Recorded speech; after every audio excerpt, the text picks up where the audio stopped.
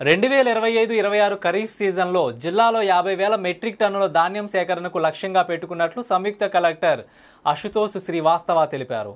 కలెక్టరేట్లోని DRC meeting హాల్లో శుక్రవారం సంయుక్త collector Ashutosh Srivastava అధ్యక్షతన జిల్లా ధాన్య సేకరణ కమిటీ సమావేశం జరిగింది. ఈ సందర్భంగా సంయుక్త కలెక్టర్ మాట్లాడుతూ జిల్లాలో 3,89,549 మెట్రిక్ టన్నుల ధాన్యం ఉత్పత్తి అంచనా ఉందని, ఇందులో డిసెంబర్ 2025 నుండి 50,000 మెట్రిక్ టన్నుల ధాన్యం కొనుగోలు చేయడానికి ఏర్పాట్లు జరుగుతున్నాయని తెలిపారు. 177 రైతు సేవా కేంద్రాలు, 45 రైతు సేవా క్లస్టర్ల ద్వారా ధాన్యం సేకరించడం జరుగుతుందన్నారు. ఏ గ్రేడ్ ధాన్యం క్వింటాలకు 2,389 రూపాయలు, సాధారణ రకానికి 2,369 రూపాయలు కొనుగోలు చేయడం జరుగుతుందన్నారు.